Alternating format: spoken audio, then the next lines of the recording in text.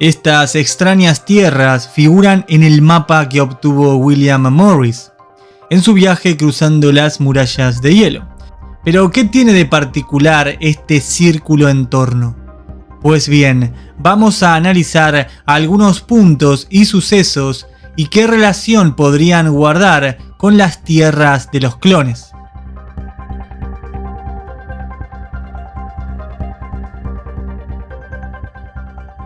Muchos de nosotros estamos al tanto de que Hollywood bombardea la mente humana con millones de mensajes de la única realidad, entremezclándola con ciencia ficción.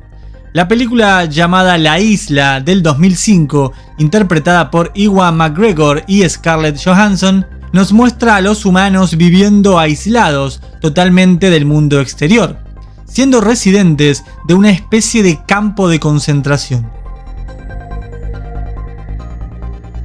En este lugar son vigilados a toda hora y está repleto de restricciones.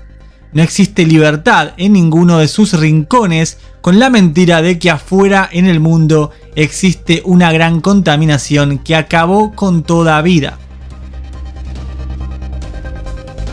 La única esperanza que se les da a estos residentes es una supuesta isla, donde no existe dicha contaminación, y se les premia a algunos de ellos por diferentes tareas o sorteos que se realizan dentro. Cuando uno de ellos es premiado para poder salir a la famosa isla, se empiezan a dar cuenta que todo es un gran plan macabro, y al escapar llegan hasta sus viejos hogares para encontrarse con ellos mismos. Los residentes de aquel sitio eran clones utilizados meramente para poder cubrir cualquier necesidad que el humano original podría tener respecto a su salud, y obviamente utilizar sus órganos en caso de necesitarlos. ¿Es posible entonces que algo así esté funcionando en estas tierras remotas? La siguiente historia pareciera conectar de alguna forma con las tierras de los clones, llamada El hombre que vino de Taured. Para quien no conoce este misterioso relato, esto sucedió años después de la finalización de la Segunda Guerra Mundial. Japón empezaba a recibir extranjeros en un caluroso verano de 1954. Una persona que muchos tildaron de viajero interdimensional llegó a sus aduanas con un pasaporte que decía que provenía de un país llamado Taured o Taured. La persona que lo atendió no logró descifrar de dónde realmente era este país y empezó a imaginar que quizá se trataba de algún ducado pequeño. Al rato, consultando con su supervisor, comprobó que dicha nación de Taured no correspondía con ningún país de estas tierras. No existía.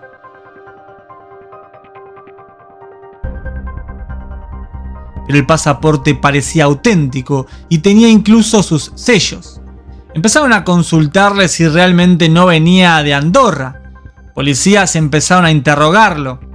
El hombre comentó que su país era muy pequeño y que nunca había tenido ningún problema de viajar anteriormente, mostrando incluso monedas de diferentes países europeos y diciendo que jamás escuchó hablar de un lugar llamado Andorra y que Taured existía desde hacía 1000 años.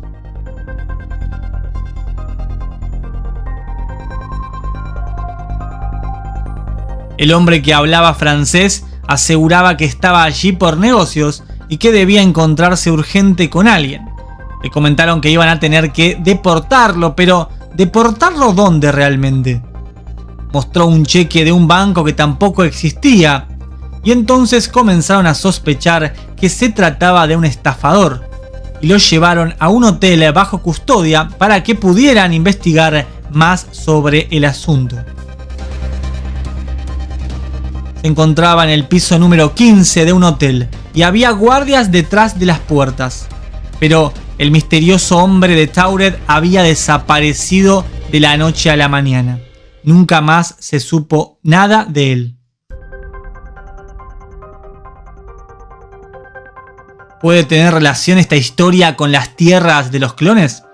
¿Había sido trasladado de alguna forma este hombre a estas tierras con algún fin y luego desapareció? ¿O lo hicieron desaparecer? ¿O venía acaso de otras tierras?